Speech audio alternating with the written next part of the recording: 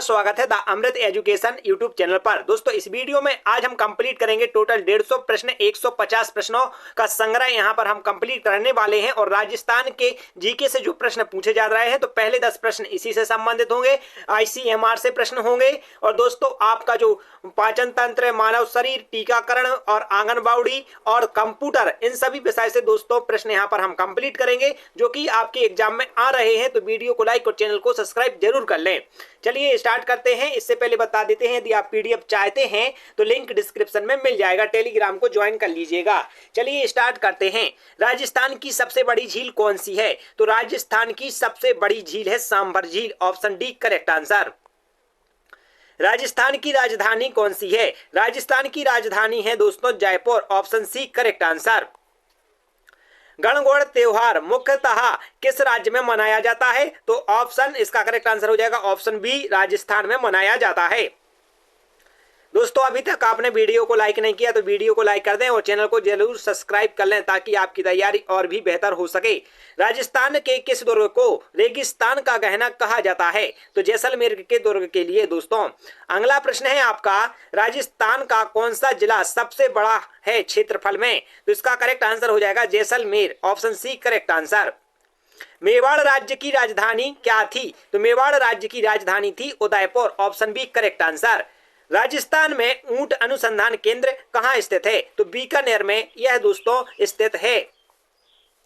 हल्दी घाटी का युद्ध कब लड़ा गया था? हल्दी घाटी का युद्ध दोस्तों 1576 में लड़ा गया था। और किस किस के बीच लड़ा गया था, ये आपको इतना बड़ा महान युद्ध आपको कमेंट करके जरूर बताना है, ठीक है। अगला प्रश्न है आपका, राजस्थान में किस वन्यजीव अभ्यारण्य को बाघों के लिए प्रसिद्ध माना जाता है? तो इसका करेक्ट आंसर हो जाएगा नौ का आपका करेक्ट आंसर हो जाएगा Ranthambore, option C correct answer हो जाएगा। अगला प्रश्न है आपका, राज्य के पहले मुख्यमंत्री कौन थे? राजस्थान के पहले मुख्यमंत्री तो दोस्तों Hiralal Shastri, option C correct answer. अगला प्रश्न आपके आईसीएमआर से संबंधित होंगे। तो आईसीएमआर की अनुसंधान नीति में प्राथमिकता किसे दी जाती है? तो आईसीएमआर की अनुसंधान नीति में प्राथमिकता किसे दी जाती है? तो इसका करेक्ट आंसर हो जाएगा ऑप्शन बी, आधुनिक चिकित्सा अनुसंधान के लिए। आईसीएमआर ने किस महामारी से निपटने में मुख्य भूमिका निभाई? तो इसका करेक्ट आंसर हो जाएगा उपरोक्त सभी जो बीमारी हैं जैसे कि एडेस और स्वाइन फ्लू, कोविड-19, इन सभी से निपटने में महत्वपूर्ण भूमिका निभाई। आईसीएमआर द्वारा कौन सा प्रमुख वैक्सीन विकसित किया गया? तो इसका करेक्ट आंसर हो जाएगा ऑप्शन बी, कोवैक्सीन। आईसीएमआर का कौन सा संस्थान कैंसर अनुसंधान से संबंधित है? तो इसका करेक्ट आंसर हो जाएगा ऑप्शन सी, एनसीडीआईआर, ठीक है। इसका correct answer option C correct answer हो जाएगा। आईसीएमआर द्वारा संचालित कौन सा संस्थान पोषण पर अनुसंधान करता है? तो इसका करेक्ट आंसर हो जाएगा option A, national institute of nutrition. अगला प्रश्न है आपका, आईसीएमआर द्वारा संचालित मलेरिया अनुसंधान केंद्र कहां स्थित है? तो इसका करेक्ट आंसर हो जाएगा ऑप्शन ए, दिल्ली में स्थित है। अगला प्रश्न है आपका, आईसीएमआर का कौन सा संस्थान तपेदिक यानी टीबी पर अनुसंधान करता है? तो इसका करेक्ट आंसर है ऑप्शन ए, क्या हो जाएगा ऑप्शन ए, NJILOMD। अगला प्रश्न है आपका, आईसीएमआर ने भारत में पहला जैविक डेटाबेस कौन सा लॉन्च किया? तो आईसीएमआर ने पहला जो था जैविक डेटाबेस वह था दोस्तों ऑप्शन बी करेक्ट आंसर, इंडिजेन।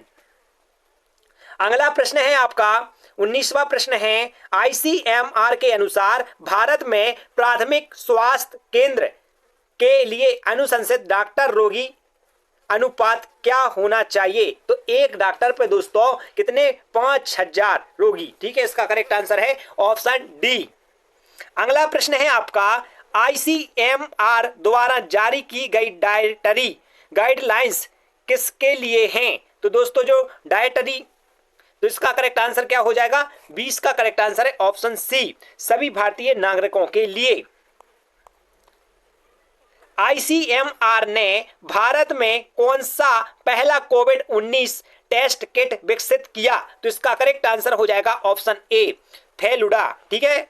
अगला प्रश्न है आपका, आईसीएमआर किस प्रकार की अनुसंधान पद्धति को प्राथमिकता देता है? तो इसका करेक्ट आंसर हो जाएगा ऑप्शन डी, उपरोक्त सभी, जैसे कि qualitative research, epidemiological research, lab आधारित अनुसंधान, इन सभी के लिए दोस्तों प्राथमिकता देता है। अगला प्रश्न है आपका, भारत में सबसे अधिक आईसीएमआर द्वारा वित्त पोषित अनुसंधान किस क्षेत्र में है? तो किस क्षेत्र में है? तो इसका करेक्ट आंसर हो जाएगा ऑप्शन डी, सभी प्रमुख बीमारियां। ठीक है, जैसे कैंसर, मधुमेह, हृदय रोग, ये सभी मुख्य बीमारियां हैं, तो इसका करेक्ट आंसर हो जाएगा ऑप्शन डी। अगला प्रश्न है आपका 24वां प्रश्न है आपका, आईसीएमआर एक महत्वपूर्ण टॉपिक हो जाता है आपकी किसी भी डॉक्टर संबंधी, क्योंकि दोस्तों आपकी एनएचएम परीक्षा में दोस्तों जो स्वास्थ्य से लेकर प्रश्न आ रहे हैं वो आईसीएमआर से संबंधित ही अधिक देखने को मिल रहे हैं। इसलिए दोस्तों इसमें हम टोटल 25 प्रश्न आईसीएमआर से कवर करा रहे हैं, ताकि 2-3 प्रश्न आए तो आप पर बन जाएं। इसका करेक्ट आंसर हो जाएगा, प्रश्न पढ़ लेते हैं, आईसीएमआर द्वारा एनीमिया से निपटने के लिए कौन सा कार्यक्रम चलाया गया?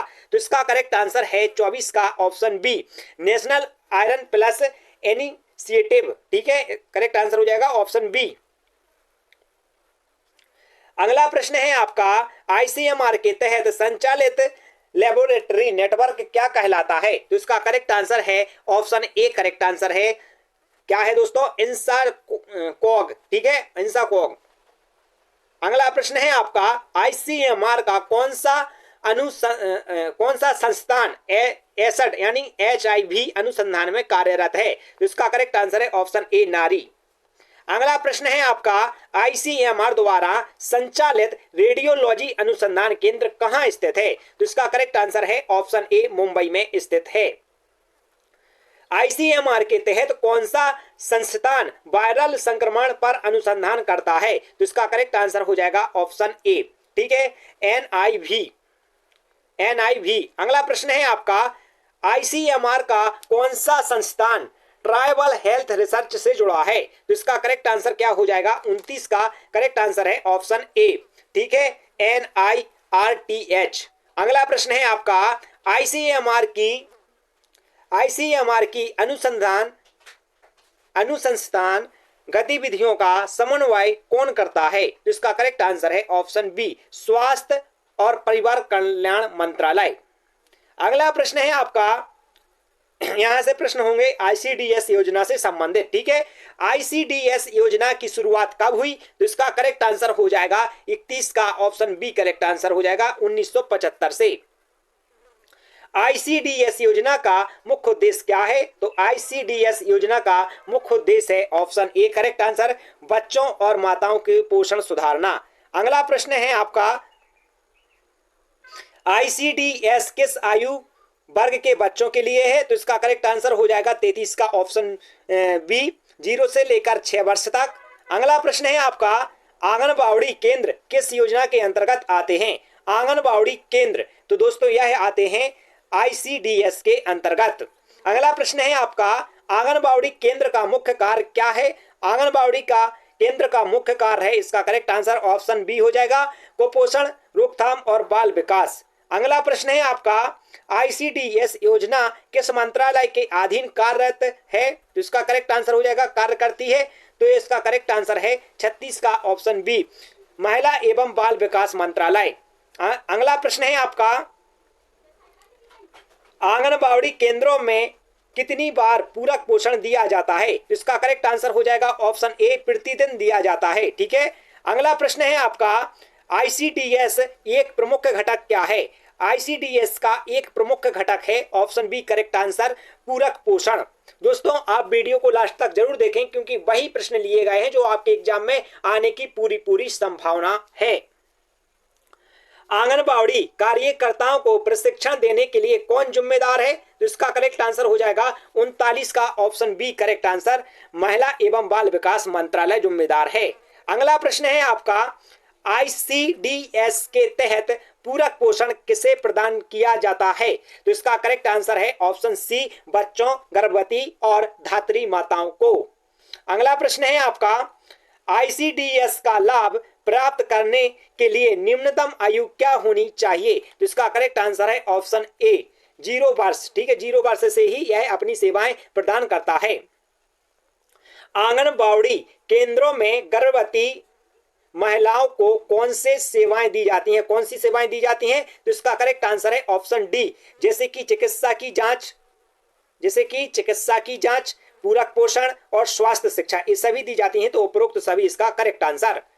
कौन सी आईसीडीएस के तहत सबसे महत्वपूर्ण लाभार्थी होते हैं? तो इसका करेक्ट आंसर हो जाएगा ऑप्शन बी, शिशु, छोटे बच्चे और माताएं। अगला प्रश्न है आपका, आईसीडीएस योजना के तहत बाल विकास परियोजना अधिकारी यानी सीडीपीओ का कार्य क्या है? तो इसका करेक्ट आंसर है ऑप्शन बी, आंगनबाड़ी केंद्रों की निगरानी कौन करता है? बाल विकास परियोजना अधिकारी। ठीक है। अगला प्रश्न है आपका, आईसीडीएस के तहत आंगनबाड़ी कार्यकर्ताओं की न्यूनतम शैक्षिक योग्यता क्या होनी चाहिए? तो इसका करेक्ट आंसर हो जाएगा 45 का ऑप्शन बी, 10वीं पास होना चाहिए। अगला प्रश्न है आपका, पूरक पोषण कार्यक्रम यानी एनएसपी, ठीक है, का मुख्य उद्देश्य क्या है? तो इसका करेक्ट आंसर है ऑप्शन ए, करेक्ट आंसर, बच्चों को भूख और कुपोषण को कम करना। ठीक है, बच्चों में भूख और कुपोषण को कम करना। अगला प्रश्न है आपका, आईसीडीएस योजना का मुख्य वित्त पोषण कौन करता है? तो इसका करेक्ट आंसर हो जाएगा ऑप्शन सी। ठीक है, संयुक्त रूप से केंद्र और राज्य सरकार दोनों करती हैं। ठीक है, दोनों सरकारें करती हैं समन्वय। अगला है आपका, पोषण अभियान की शुरुआत कब हुई थी? तो पोषण अभियान की शुरुआत, इसका करेक्ट आंसर है ऑप्शन सी, 2018 में हुई थी। अगला प्रश्न है आपका, आईसीडीएस में कौन सा कार्यक्रम किशोरियों के विकास के लिए लागू किया गया? तो इसका करेक्ट आंसर है ऑप्शन बी, करेक्ट आंसर हो जाएगा सबला योजना, ऑप्शन बी करेक्ट आंसर। दोस्तों, अभी तक आपने वीडियो को लाइक नहीं किया तो लाइक कर दें, चैनल को जरूर सब्सक्राइब करें।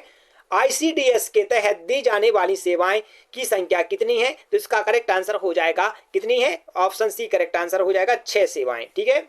अगला प्रश्न है आपका, राष्ट्रीय पोषण माह कब मनाया जाता है? तो राष्ट्रीय पोषण माह दोस्तों कब मनाया जाता है? ऑप्शन सी करेक्ट आंसर, सितंबर में मनाया जाता है। अगला प्रश्न है आपका, आंगनबाड़ी कार्यकर्ता को किसके तहत मानदेय दिया जाता है? तो इसका करेक्ट आंसर है ऑप्शन डी, उपरोक्त सभी के, जैसे कि केंद्र सरकार, राज्य सरकार और panchayat. Option D correct answer, उपरोक्त सभी। आईसीडीएस के तहत कौन से स्वास्थ्य कार्यक्रम चलाए जाते हैं? तो दोस्तों, इसका करेक्ट आंसर है ऑप्शन डी, 53 का, क्योंकि पोलियो टीकाकरण, मातृ एवं शिशु स्वास्थ्य, कुपोषण उन्मूलन, ये सभी कार्यक्रम चलाए जाते हैं आईसीडीएस के तहत। आंगनबाड़ी केंद्रों में बच्चों के शारीरिक विकास का आकलन किससे किया जाता है? तो इसका करेक्ट आंसर हो जाएगा चंगन का, ऑप्शन बी, वजन और ऊंचाई मापन के आधार पर। अगला प्रश्न है आपका, आईसीडीएस के तहत दिए जाने वाले पूरक पोषण की अवधि कितनी होती है? तो इसका करेक्ट आंसर है 55 का, ऑप्शन डी करेक्ट आंसर, 5 से 5 साल 6 माह। अगला प्रश्न है आपका, आईसीडीएस योजना में आंगनबाड़ी सहायिका की क्या भूमिका होती है? तो इसका करेक्ट आंसर है ऑप्शन बी, आंगनबाड़ी कार्यकर्ता की सहायता करना। सुपोषण अभियान का मुख्य उद्देश्य क्या है? सुपोषण अभियान का मुख्य उद्देश्य है ऑप्शन सी करेक्ट आंसर, कुपोषण को खत्म करना। आईसीडीएस योजना का कार्यान्वयन किस स्तर पर किया जाता है? तो इसका करेक्ट आंसर हो जाएगा 58 का, ऑप्शन डी, उपरोक्त सभी स्तरों पर, जैसे जिला स्तर, ग्राम स्तर, राज्य स्तर। ठीक है, इसका करेक्ट आंसर हो जाएगा ऑप्शन डी। कौन सा मंत्रालय पोषण अभियान के तहत, ठीक है, पोषण अभियान के तहत कार्य करता है? तो इसका करेक्ट आंसर है ऑप्शन बी, करेक्ट आंसर हो जाएगा। ठीक है, महिला एवं बाल विकास मंत्रालय के तहत। अगला प्रश्न है आपका, आंगनबाड़ी कार्यकर्ता किन सरकारी कार्यक्रमों से जुड़ी होती हैं? तो इसका करेक्ट आंसर है ऑप्शन डी, उपरोक्त सभी, जैसे प्रधानमंत्री जन धन योजना, स्वच्छ भारत मिशन, मातृ स्वास्थ्य सेवाएं, सभी से जुड़ी होती हैं। नवजात शिशुओं में सबसे अधिक पाए जाने वाला रोग कौन सा है? तो इसका करेक्ट आंसर है 61 का, करेक्ट आंसर हो जाएगा ऑप्शन ए, दस्त। ठीक है, डायरिया। अगला प्रश्न है आपका, महिलाओं में सबसे आम एनीमिया का प्रकार कौन सा है? किस प्रकार का एनीमिया होता है महिलाओं में सबसे अधिक? तो इसका करेक्ट आंसर हो जाएगा option A, iron deficiency anaemia. ठीक है, ऑप्शन ए करेक्ट आंसर। कुपोषण के कारण होने वाला सबसे आम रोग कौन सा है? तो इसका करेक्ट आंसर हो जाएगा 63 का, ऑप्शन सी। ठीक है, ऑप्शन सी करेक्ट आंसर हो जाएगा। अगला प्रश्न है आपका, अगला प्रश्न है बच्चों में कुपोषण से बचाव के लिए कौन सा कार्यक्रम चलाया जाता है? तो इसका करेक्ट आंसर है ऑप्शन बी, करेक्ट आंसर पोषण अभियान। अगला प्रश्न है आपका, पोलियो किसके कारण होता है? पोलियो दोस्तों ऑप्शन बी, वायरस के कारण होता है। नवजात शिशुओं में जन्म के समय कम वजन यानी सबसे किससे संबंधित होता है? जो कम वजन होता है वह किससे संबंधित होता है, यानी LBW। तो इसका करेक्ट आंसर हो जाएगा 66 का ऑप्शन ए, मां के पोषण से। महिलाओं में मासिक धर्म की अनियमितता का कारण क्या हो सकता है? तो इसका करेक्ट आंसर हो जाएगा ऑप्शन डी, उपरोक्त सभी। अगला प्रश्न है आपका, रिकेटस रोग किस विटामिन की कमी के कारण होता है? तो इसका करेक्ट आंसर हो जाएगा, बहुत ही इंपॉर्टेंट प्रश्न है, अभी आया था एग्जाम में, तो ऑप्शन डी, विटामिन डी की कमी से।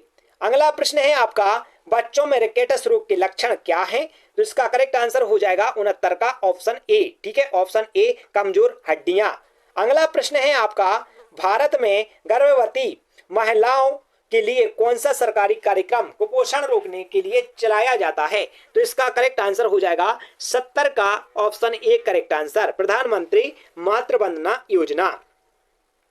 स्तनपान के दौरान शिशुओं के लिए सबसे महत्वपूर्ण पोषक तत्व क्या होते हैं? तो 71 का करेक्ट आंसर है ऑप्शन सी, ठीक है, प्रोटीन। अगला प्रश्न है आपका, बच्चों में रात में ना दिखने की समस्या किसकी कमी से होती है? तो दोस्तों बच्चों को रात में ना दिखने की, ठीक है, समस्या 72 का correct answer option A, vitamin A की कमी से, ठीक है, विटामिन ए की कमी से करेक्ट आंसर हो जाएगा। अगला प्रश्न है आपका, महिलाओं में पोरोसिस यानी हड्डियों की कमजोरी का मुख्य कारण क्या है? तो इसका करेक्ट आंसर है 73 का ऑप्शन ए, करेक्ट आंसर हो जाएगा कैल्शियम और विटामिन डी, ठीक है, कैल्शियम और विटामिन डी। अगला प्रश्न है आपका, नवजात शिशुओं में जन्मजात विकृति का एक सामान्य कारण क्या हो सकता है? तो इसका करेक्ट आंसर है ऑप्शन ए, फोलिक एसिड की कमी।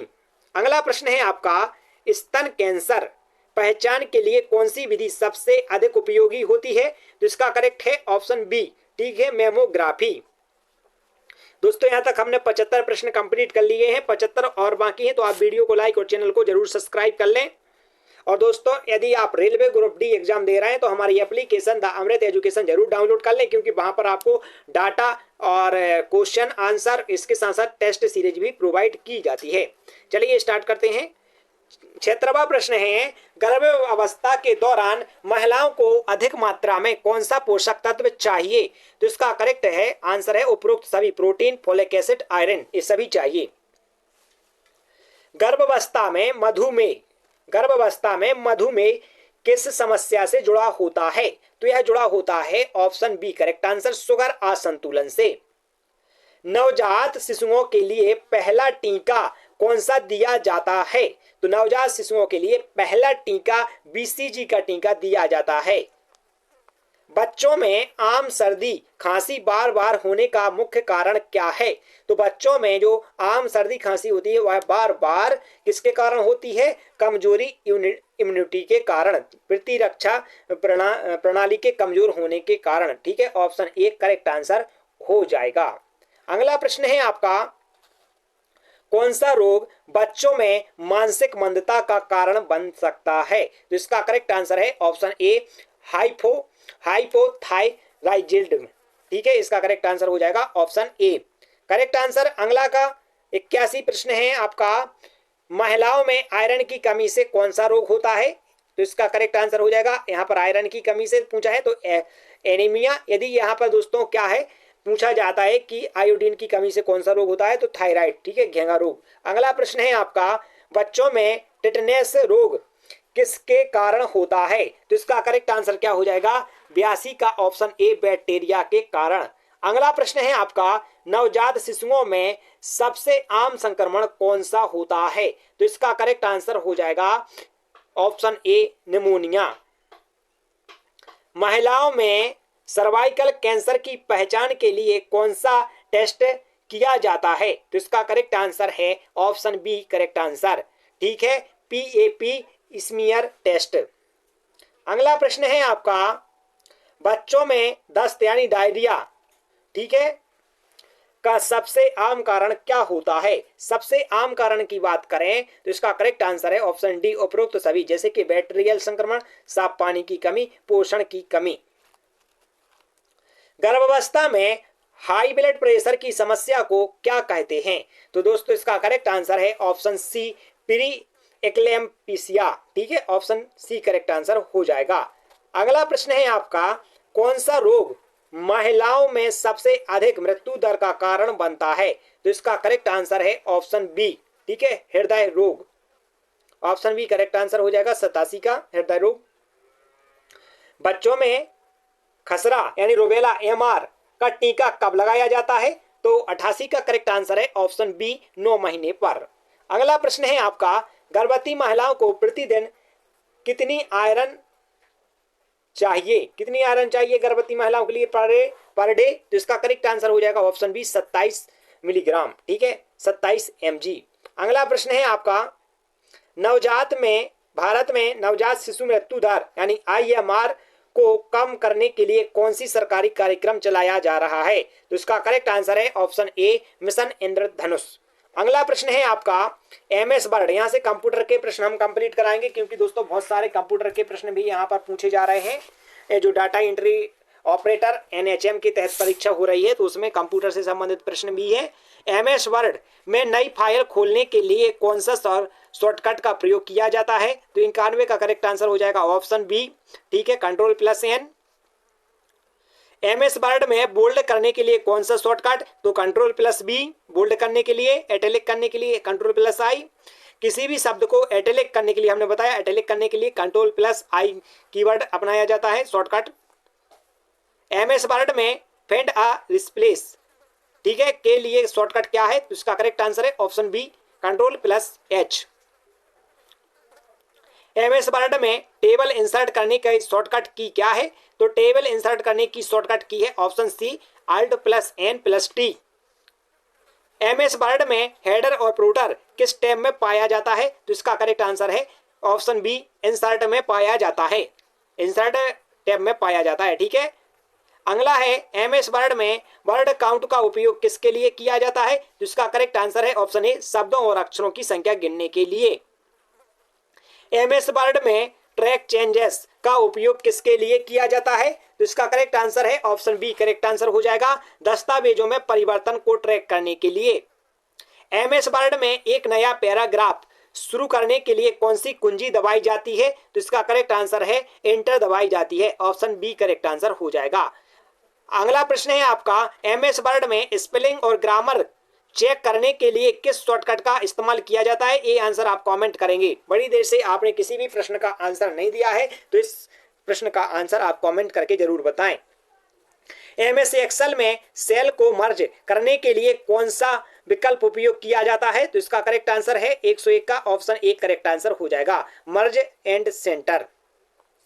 MS वर्ड में सम फंक्शन का उपयोग किसके लिए किया जाता है? तो इसका करेक्ट आंसर हो जाएगा ऑप्शन ए, दो संख्याओं को जोड़ने के लिए। MS एक्सेल में ऑटोफिल का उपयोग किसके लिए किया जाता है? ऑप्शन ए, डेटा को स्वचालित रूप से भरने के लिए।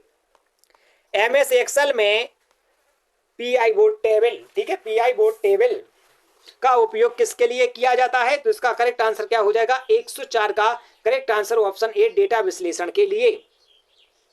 MS एक्सेल में काउंट फंक्शन का उपयोग किसके लिए किया जाता है? तो इसका करेक्ट आंसर है ऑप्शन ए, केवल अक्षरों की गिनती करने के लिए। MS एक्सेल में फिल्टर का उपयोग किसके लिए किया जाता है? तो MS एक्सेल में फिल्टर का उपयोग, तो इसका करेक्ट आंसर हो जाएगा ऑप्शन ए, डेटा को छांटने के लिए। MS एक्सेल में फ्रीज पेंस का उपयोग किसके लिए किया जाता है? तो इसका करेक्ट आंसर है ऑप्शन सी, केवल शीर्ष पंक्ति को स्थिर करने के लिए। MS एक्सेल में कॉल रेफरेंस कितने प्रकार के होते हैं? तो इसका करेक्ट आंसर हो जाएगा 3 प्रकार के होते हैं। MS एक्सेल में लुकअप यानी फंक्शन का उपयोग किसके लिए किया जाता है? तो इसका करेक्ट आंसर हो जाएगा 109 का ऑप्शन ए, डेटा को खोजने के लिए।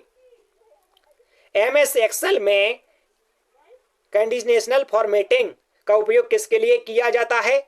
तो इसका करेक्ट आंसर हो जाएगा 110 का ऑप्शन ए, डेटा को विशिष्ट रंगों में स्वरूपित करने के लिए। अगला प्रश्न है आपका, एमएस पावर पॉइंट में नई स्लाइड जोड़ने के लिए शॉर्टकट क्या है? नई स्लाइड जोड़ने के लिए शॉर्टकट, इसका करेक्ट आंसर है option B, control M. MS power point में स्लाइड ट्रांसलेशन का उपयोग किसके लिए किया जाता है? तो इसका करेक्ट आंसर है ऑप्शन ए, स्लाइड के बीच प्रभाव जोड़ने के लिए।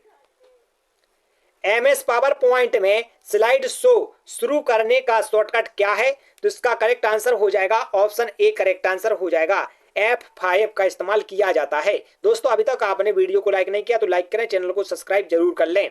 एमएस पावर पॉइंट में एनिमेशन का उपयोग किसके लिए किया जाता है? तो इसका करेक्ट आंसर हो जाएगा ऑप्शन ए, टेक्स्ट और ऑब्जेक्ट में प्रभाव जोड़ने के लिए। एमएस पावर पॉइंट में हैंडआउट क्या है? तो इसका करेक्ट आंसर हो जाएगा ऑप्शन ए, करेक्ट आंसर, एक प्रकार का प्रिंट आउट है।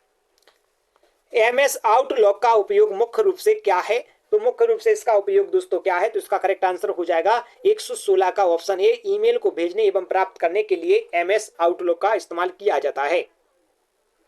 एमएस आउटलुक में BCC यानी BCC का उपयोग किसके लिए किया जाता है? तो इसका करेक्ट आंसर है ऑप्शन ए, गुप्त रूप से ईमेल भेजने में।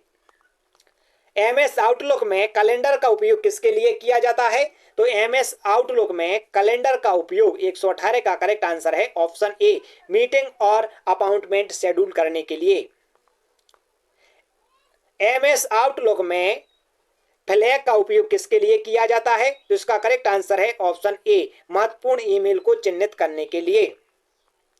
एमएस आउटलुक में स्पैम फोल्डर का उपयोग क्या है? तो इसका करेक्ट आंसर हो जाएगा 120 का ऑप्शन ए, करेक्ट आंसर, अनचाहे ईमेल संग्रहित करने के लिए। अगला प्रश्न है आपका, कंप्यूटर के जनक किसे कहा जाता है? तो कंप्यूटर का जनक किसे कहा जाता है? चार्ल्स बेबेज के लिए, ऑप्शन बी, करेक्ट आंसर हो जाएगा। सीपीयू का पूरा नाम क्या है? सीपीयू का पूरा नाम है आपका central processing unit, option B, correct answer. अगला प्रश्न है आपका, कंप्यूटर में प्राइमरी मेमोरी कौन सी होती है? तो कंप्यूटर में primary memory, option A, correct answer, RAM होती है। कंप्यूटर की सबसे छोटा डाटा स्टोरेज यूनिट क्या है? कंप्यूटर का सबसे छोटा डाटा स्टोरेज यूनिट है 124 का बी, बिट, ठीक है, बिट।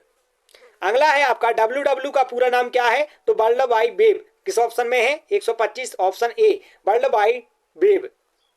अगला प्रश्न है आपका, कंप्यूटर का यानी कंप्यूटर में उपयोग होने वाली बाइनरी भाषा किन अंकों पर आधारित होती है? तो इसका करेक्ट आंसर हो जाएगा ऑप्शन ए, 0 और 1 पर।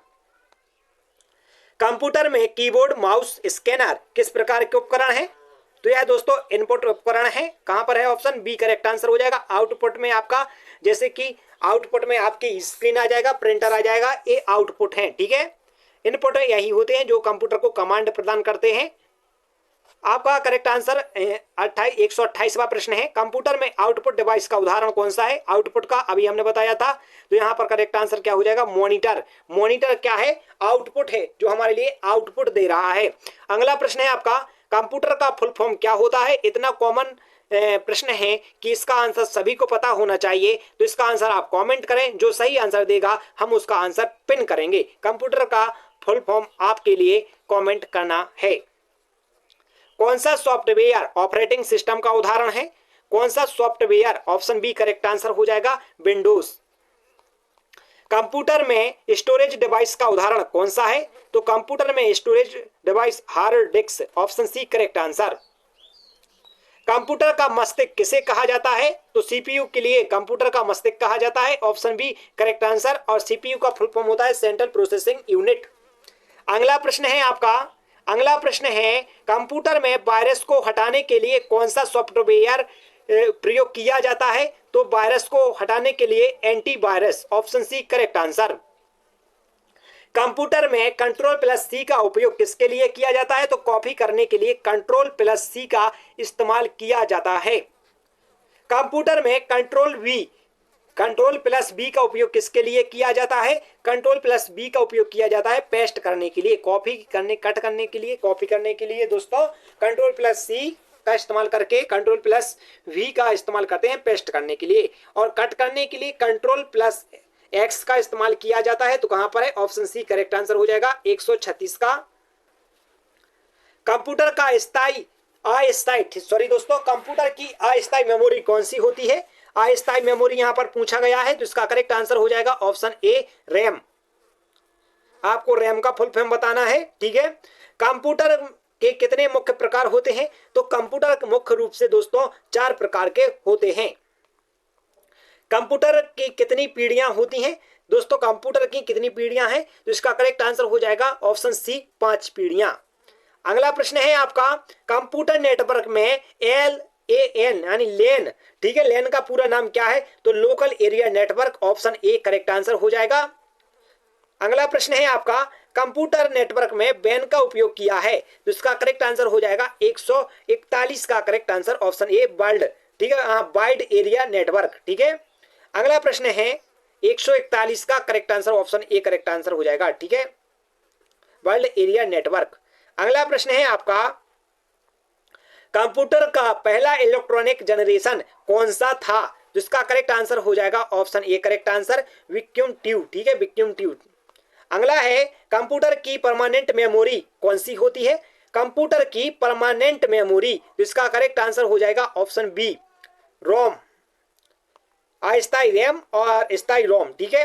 अगला प्रश्न है आपका, HTTP का पूरा नाम क्या है? तो इसका पूरा नाम हो जाता है हाइपर टेक्स्ट ट्रांसफर प्रोटोकॉल। किस ऑप्शन में है? 144 का ऑप्शन ए करेक्ट आंसर हो जाएगा। IP एड्रेस किसके लिए उपयोग किया जाता है? तो IP एड्रेस किसके लिए उपयोग किया जाता है? तो इसका करेक्ट आंसर है 145 का ऑप्शन ए, कंप्यूटर को पहचानने के लिए। ईमेल का पूरा नाम क्या है? ईमेल का पूरा नाम होता है electronic mail, option A correct answer. ALU का पूरा नाम क्या है? ALU का पूरा नाम होता है अर्थमेटिक लॉजिक यूनिट। कंप्यूटर की सबसे तेज मेमोरी कौन सी होती है? कंप्यूटर की सबसे तेज मेमोरी की बात करें तो option C cache memory. Computer का पहला प्रोग्रामेबल इलेक्ट्रॉनिक डिजिटल कंप्यूटर कौन सा था? तो इसका करेक्ट आंसर है ऑप्शन बी ENIAC। अगला प्रश्न है आपका, कंप्यूटर वायरस सबसे पहले कब विकसित किया गया था? तो कंप्यूटर वायरस सबसे पहले 1971 में विकसित किया गया था। कब किया गया था? 1971 में विकसित किया गया था। दोस्तों हमने इस वीडियो में 150 प्रश्न टोटल कंप्लीट किए हैं और आप लास्ट तक बने रहे, इसके लिए बहुत बहुत धन्यवाद। आपकी तैयारी बेहतर हो ऐसी शुभकामनाएं हम करते हैं। तो आप वीडियो को लाइक, चैनल को सब्सक्राइब कर लीजिएगा ताकि हम जो भी क्लास लाएं वो आपको सबसे पहले मिल सके। बेल आइकन प्रेस भी कर लीजिएगा ताकि नोटिफिकेशन पहुंच सके। तो दोस्तों यदि आप और भी एग्जाम की तैयारी कर रहे हैं तो हमें बताएं, हम आपकी मदद जरूर करेंगे। और दोस्तों यदि आप रेलवे ग्रुप डी यानी SSC GD कोई भी एग्जाम की तैयारी कर रहे हैं स्टेट लेवल की, तो दोस्तों आप हमारी एप्लीकेशन पर जा सकते हैं जहां पर दोस्तों आपको वहां पर पूरे परीक्षाओं के टेस्ट सीरीज प्रोवाइड की जाती है सबसे कम कीमत पर। मिलते हैं नेक्स्ट क्लास में, जब तक के लिए जय हिंद, जय भारत।